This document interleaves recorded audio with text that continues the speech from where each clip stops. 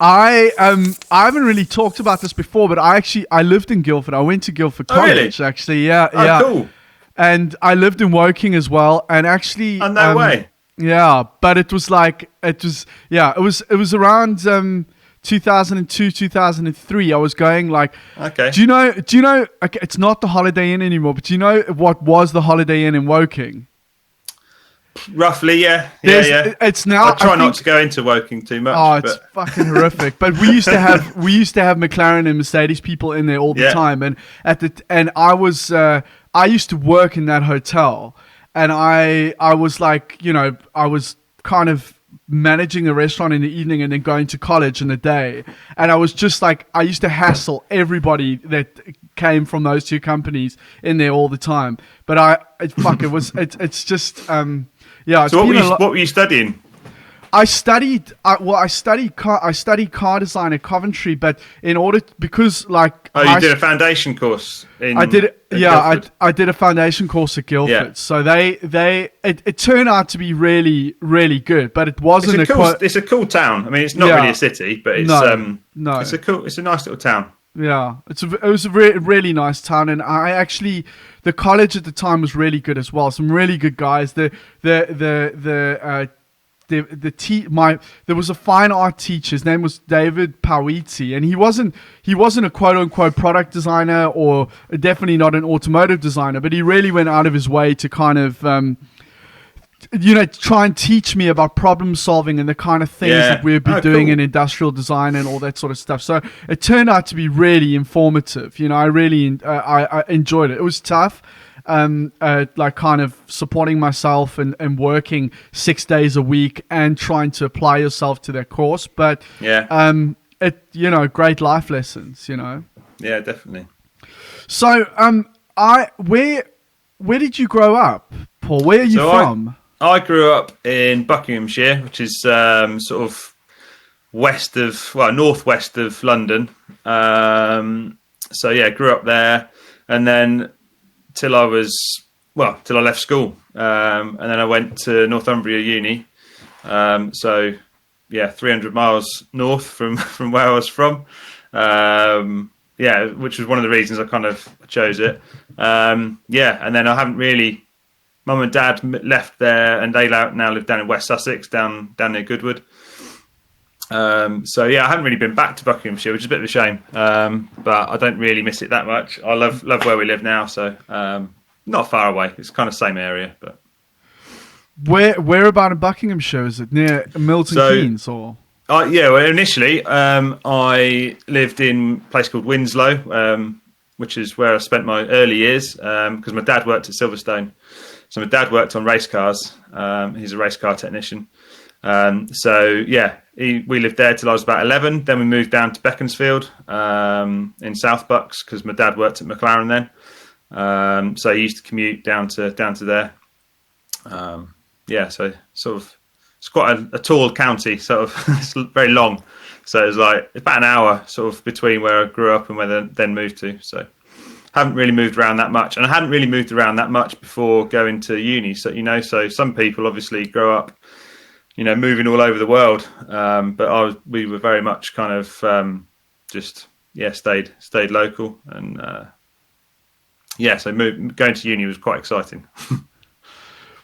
Where is he still a race car technician? Not race car technician. So he was race car technician till he was at McLaren. So he joined McLaren in 93, 92, 93, something like that. And sort of built all the prototypes and built all the F1s. Then worked on the SLR with Mercedes. So probably when you were there, he was probably still there. He then left so Gordon Murray left. And then Dad followed him to about a year after they set up the company to go and join him. So he still works for Gordon Murray. Wow. Down the road. So So then it was weird because it was me and my dad. Because obviously I worked at McLaren, but we didn't cross paths there. It was weird. It was about probably 3 or 4 years between he left and I started. Oh, what a shame. Yeah, kind of. Although it would have been a bit a bit weird, I guess. Yeah, but I guess you wouldn't have necessarily been working with him anyway, right? No. I mean, it's a separate division. Yeah. So well, he was working for automotive, so he'd be building the cars that I'd eventually be designing. So he'd be probably swearing at me and going, "Why the bloody hell have you done that?" That's a nightmare. So Paul, like your exposure to automotive, obviously, and your like enthusiasm for cars came from your dad. Yeah. Couldn't really escape it. Really, I mean, my dad's really into, obviously, really into cars, and he'd be restoring various old cars when I was a kid. He built when I was little. He built 3 trials cars, which is like this off-road competition that we have in the UK. I don't think there's many other places that do it. It's a weird sort of British thing where you just drive up hills and try and get as far up the hill as you can. But it's a specific car. It kind of looks like an off-road Lotus 7. So he built 3 of those when I was a kid. So we were kind of always exposed to that. And then he's just really into motorsport and cars. So that was infused in me from an early age. And then I knew I wanted to work with cars, but I didn't really know what I wanted to do. And then I guess I was probably around sort of mid-teens, I guess like 15, 16, when you really have to choose, well, you think at the time you've got to choose what you're doing, which isn't true, it turns out. But for me, I was like focused on what I wanted to do, and I knew I wanted to do something to do with cars, either car design or engineering. And my grades at school kind of made my decision. I was useless at maths, couldn't do maths, but I could draw. Wasn't the best at art, but I could draw, and I loved cars. So that was like, I found out that there's a route that you can do that's car design. And yeah, in fact, it's weird. I quite often forget this because I haven't got a very good memory. But when I was 15, we did work experience for school, and my dad got me into McLaren. So I did 2 weeks as a kind of green behind the ears teenager in the drawing office at McLaren with Mark Roberts and Kev Richards and then a guy called Paul Van Hinsberg who was worked in the drawing office then, and then eventually, long way down the road, he was a studio engineer with me at McLaren. So. But so I did sort of 2 weeks experience there, and that was when I realised, oh, hang on, because there was a designer there, and she showed me about marker renderings and chalk. And can I just ask you? Can I just cut it? Can I just cut in there for a second? When you say drawing office, was this before they set up like a proper design studio? Yeah. Okay. Yeah. So it was literally the kind of the technical graphics department. So they'd be doing a lot of the kind of graphic work and technical graphics. They were the designer there. She was working with the Mercedes guys, but there was very much Mercedes at that point. I mean, I don't know what year it is. My maths is not very good. What would it have been? 97, 98, something like that. How can I just ask how old are you? I'm 37. Okay, so we are exactly the same age. Oh, really? Oh, yeah. Cool. Yeah. How funny. Okay. So it was that was before they had a proper design studio. But there was these little bits of sort of car design. So I thought, I'd like to do that, and because sort of found out more while I was at school and what A levels to do, and and that was from that point on really. That's what I wanted to do, and I was probably foolishly so single-minded that was what I was going to do, and I just worked my ass off basically since that point. Kind of you hear these stories of you've got more chance of being a professional footballer than you have being a car designer, because there's so many sort of people out there doing it, and so few jobs. But that kind of drove me more to try and succeed. So I just worked really hard. Why do you say foolishly? Well, it was in a, you're looking back. Okay, I've been really lucky. I've probably made my own luck by working hard, but there's so many people out there that don't make it, and doing car design is especially if you do, I think, if you do transport design, it's very focused.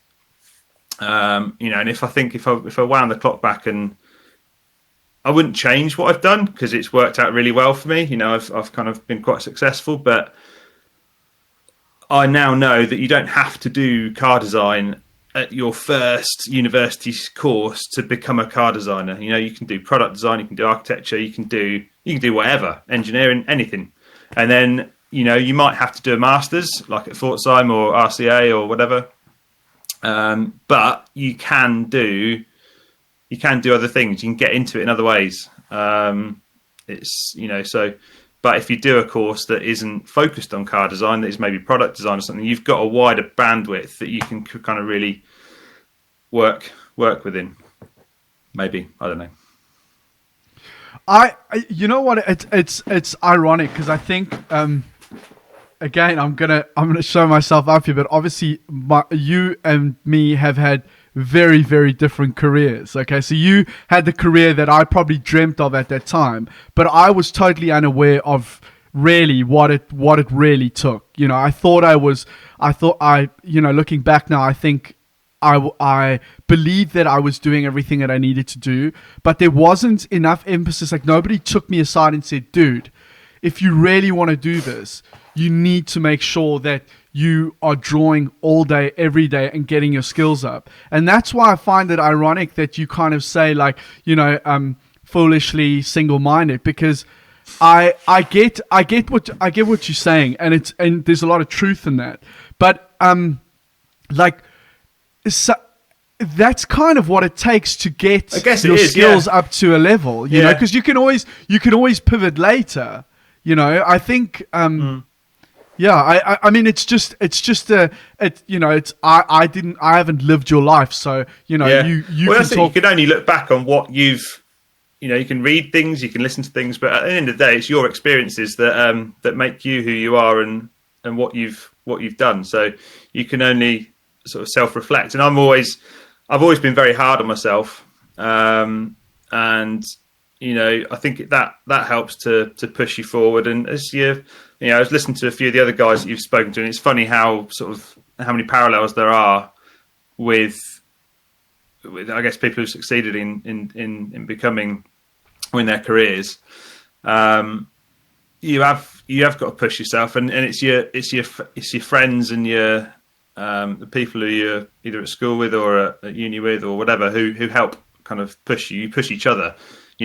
Before I started, I thought, oh, right, I'm going to learn car design at university. And you don't get taught anything really. It's from your fellow students that push each other, that really you kind of to learn the trade. I was quite, I think while I was at uni, we got obviously get taught some things, but you think, oh, I'm not being taught enough. They're not telling us how to do it. But then it's when you look back and you realise that's why they want you to kind of explore your own path. At school you get, at school you get taught everything, but at university it's more about self exploration. That's my experience of it anyway. I think that's bang on. I just feel sometimes that I think that this is why these conversations specifically are so important, because now it comes from somebody like yourself saying, like, you really need to take the initiative and push yourself, and get together with your mates and push each other, because that's really where the gains are made. It's not during the time that you're sitting in the lecture theatre listening to somebody tell you about, I don't know, ergonomics or whatever. For example, exactly. Yeah. So, go on. Yeah. Sorry. No. You carry on. I was just going to say that. Yeah, it's. I remember when me and my mates were at Northumbria. I think we took it seriously. There's a few guys that you could just tell. I think with whatever course you're on, there's always some who don't take it seriously. there's about 4 or 5 of us, and we were close mates, and we worked really hard. The tutors, I say they didn't teach. You don't get taught anything. That's untrue and unfair. Our particular tutor at Northumbria was John Sweeney, he works now at Pforzheim, and he was always about creative thinking. We didn't get taught anything practical. I think that's what I meant. You don't get taught how to draw or how to do this, that, and the other. How to proportion a car, how light works. We didn't learn any of that in a traditional sense, but what we did get taught and really pushed on was creative thinking. And I hate the phrase "thinking outside the box," but it's thinking differently, thinking laterally, not literally, and that combined with the 4 or 5 of us who took it really seriously. We've all 5 or 6, I can't remember how many there is, but there's about, from a class of like 15, there's 5, 6 of us who've made it into the car design industry. Now, whether that's, model making or whether it's being, designers, we've all, made a career out of it. And it's quite a high success rate, I think, especially from a small course like that. But we all had the same sort of, we worked hard and play hard, especially in Newcastle. It's a bit of a party town, so it wasn't all work and no play. Just out of interest, do you know Andy Hart? He was in a two years above me, so I don't know him. I know of him. It's always one of those things, like when there's people in the years above, the younger guys always know who the guys in the year above are, and you don't necessarily remember the guys in the year below you. Right. I've always found that's the way. But no, I know of him. I wouldn't say I know him, but yeah, he was one of the guys we always looked up to. He's super talented, and JP as well. Who was it? I think he was in his year. Yes. Jean-Paul Gregory. Yes. Really, really talented guys, and they're like, and that's what also pushes you. You're seeing these guys. They're 2 years older than you, and they're so good, so shit hot at sketching, and you're like scrabbling around trying to work out what on earth you're doing. So you always kind of aspire to hit that sort of that higher level. Paul, what I'm quite interested to know is like why Northumbria over, I don't know, Coventry, for example. Yeah. Not that Coventry's necessarily like the fucking holy grail or whatever, but no, it's interesting question. I obviously asked it myself. We went and looked at both. I didn't consider. I think probably because I was a bit of a small town boy, I didn't really consider anything abroad, which I now would definitely consider, like Pforzheim. But no, we looked at Coventry, at Northumbria, and Huddersfield was the other one at the time. I don't think Huddersfield and Northumbria are going anymore as transport courses, but I just thought, Coventry said I needed to do a foundation course, said I wasn't good enough, and then I just thought they were really stuck up their own arse. Yeah, they really at the time. I'm sure it's changed now. I'm sure it's a great course, but at the time it was really this was like around 2000, 2001. They were so resting on their laurels, and I just didn't. It just felt really stuffy, and I didn't like it. And the town, I didn't really like the town. So Northumbria was like a breath of fresh air. It was like amazing town. John Sweeney, as I said, his enthusiasm for creativity was what swung it for me. It was like he was just his enthusiasm. It was a much smaller course. Obviously, no, it wasn't like you say the Holy Grail, which Coventry's got this this beacon of car design. But yeah, it struck a chord with me. I think the creativity, and I guess that's just the way I am. And actually, it's in a way it's more similar to the RCA. So I went to the RCA afterwards. And it's similar in that it's that creative thinking that's important. So that's what swung it for me. And like I say, the city's awesome. So yeah.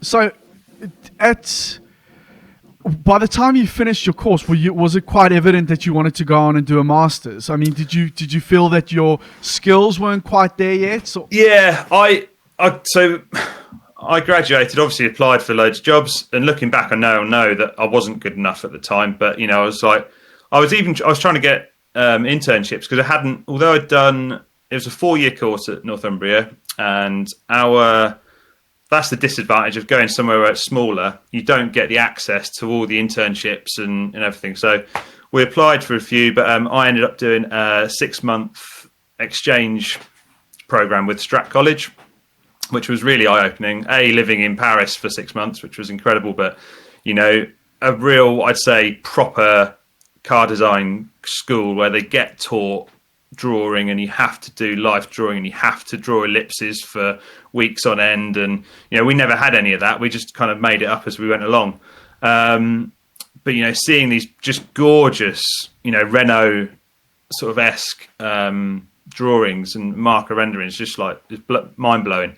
So I did that, but it wasn't really a proper internship. It was an exchange program. So I then thought, right, I finished Northumbria and I want to go and work in a studio. I could do it for free. I'll try. But I tried for a year, couldn't get anything. Thought, shit, I'm going to have to do a master's now, which is going to cost me money. So sold my car, and managed to get some bursaries and that. I mean, the RCA is not as expensive as Art Centre, but then it's still quite expensive. So thought, right, going to have to do this. And that then, obviously it opens doors because it's a prestigious course, but you're pushed so hard because you got people from all over the world coming in, people from different levels, strong at some things, not so strong at others. So it kind of balances. The creativity of the RCA was awesome. What is it, 6-7 floors of just every single creative discipline you can think about. Just you've got access to it. Like if you just walk up the stairs, you all these different departments. So that was really cool. I really enjoyed that. And then that obviously gave me access to an internship while I was there. So, yeah. Paul, just with regards to what you said earlier on at Northumbria, in terms of thinking and the creativity that you got from that experience. Yeah. That is a super, super important thing, because obviously if you get too fixated on the craft, then it can take away from thinking and the creativity. Definitely, yeah. Do you not believe that it could, like you should be doing, there should be both really at the end of the day? Because it's Definitely. not, it's I think that this was a similar thing that we experienced at Coventry as well. It's like we were at the end of it on paper. Like if I look at my portfolio now, I mean, thankfully it's in the bin somewhere, but it was like the thinking, okay, it was maybe interesting, but the craft to execute and communicate those ideas was nowhere near the level it needed to be. And that was really, really confusing for somebody in my position and a lot of my peers. Yeah, I think you're right. I think actually I reckon, I don't know, this might be inaccurate, but I feel like I learned more in the first 9 months of being at McLaren, or first year of being at McLaren, than I learned in my whole career, or even first probably 6 months.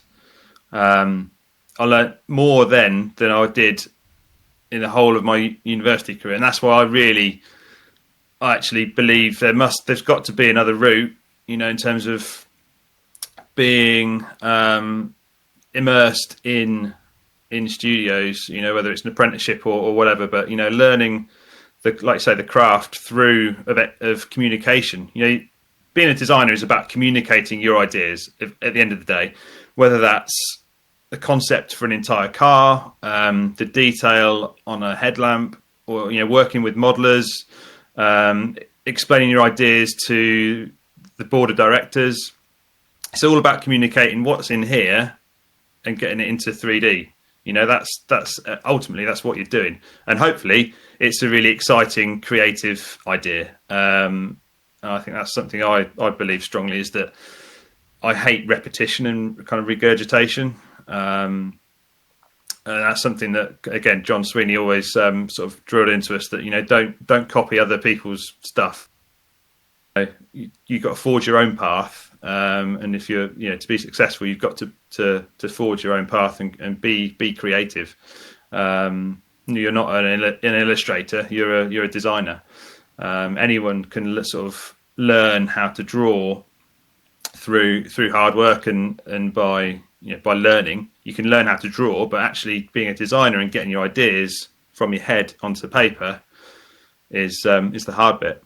And then, like I say, explaining those ideas, communicating the, whether it's through a presentation or just obviously you get taught visual communication, but the actual how to clearly, succinctly explain why, and not have pages and pages of waffle. That's one of the things I've certainly learned over my 11 years I was at McLaren. And my professional experience was how to deliver an idea in really short steps, because people, especially people of important directors, they haven't got time to listen to waffle. They need to understand it really clearly. Right, okay, is it a good idea or not? Yes, no, right, okay, yeah, we'll do that. Make a decision. Boom. I had some sort of designers present me with I don't know whether it's a wheel study, and they've done like 50 pages of research on wheels. And I haven't got time. No one's got time to listen or read through that. It's a great amount of work that you've done. Like really, clearly put a lot into it, and really high amount of work. But what am I going to do with 50 pages of research? I just need to know what the overall headline is, what the new idea is, and how we're going to execute that. What's good about that?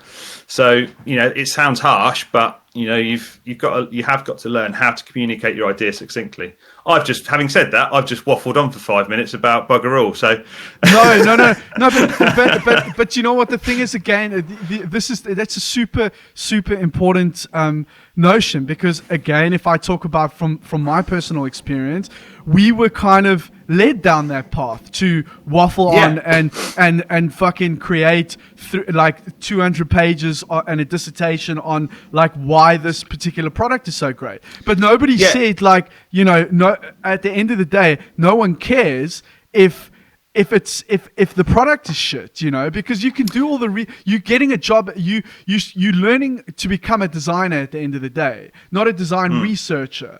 And in theory, you've kind of, yes, the research is very important. I was going to say, do the research, but you don't need to present it all. You just need to present the headlines. And that's, that's it. I think that's what I've probably cut across you. Sorry, but that's the important thing. You've got to do the research to understand if you're in the right realms, what avenues you can explore. You might see something, that's not been explored yet. Oh, what if I did this? So that's, yes, the research is mega important. But just be clear at how you present it. Paul, you did a short internship at Toyota. Is that right? Yeah. Where was that? In Japan? Yeah, in Japan, in Hachioji, the advanced studio. So I was there for I think it was 10 weeks, 9 or 10 weeks. It felt like longer. That was amazing, man. That was mind blowing. How did that come about? So the RCA has connections with the Toyota and Daihatsu studios. I don't know if it still does, but it certainly did. Every year they would come over. The design director would fly over from both companies, see us, interview us, see the portfolios, and then you wait. And I was lucky enough to be offered the one at Toyota. So. It was awesome. Really, really cool. I just thought it was such a good opportunity to go and experience a completely different culture. Obviously, being in a advanced design studio was really a big thing, and it was a really good experience. Mega. And were you doing interior stuff there or exterior stuff? Exterior. Okay. Yeah. We did a project, 9 week project from start to finish with a clay model, which was pretty pretty mad schedule when you look back now, especially when you know how long it takes to actually do and develop a design properly. But it did show that you can do something in a very short period of time. That's from literally zero, having a brief. I think the brief was, they were worried at the time. This was what, 2007?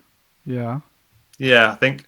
They're worried about the youth of today not being into cars and not wanting to buy cars and what have you. So that was the brief to sort of what can you do to combat that.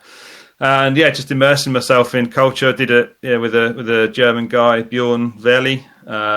That was who I did the internship with. And we arrived in this crazy city. Got driven through to our digs.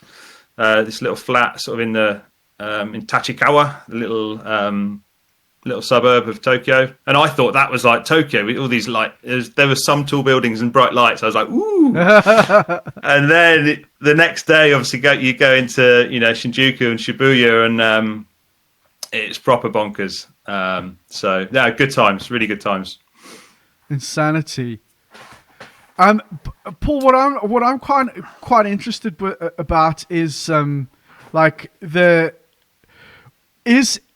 experience at the RCA, or at least when you were there. Was it this internal pressure and that is what really raises the bar of in graduates over there, like the people that you surrounded with and definitely, and the people who've come before, the expectation, you're at the RCA, you've got to come out of there shit hot.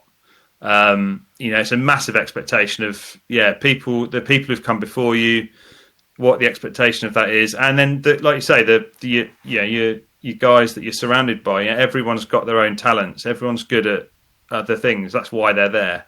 I think there's about 18 of us in that year. I think, if I remember rightly, I don't know, but not many, and everyone's good at something. Whether it's someone's really good at CAD modeling, someone's really good at sketching, someone's got amazing technical knowledge. They've maybe done engineering or something before. So you're all pushing each other, and you all know you've got to get better in other areas.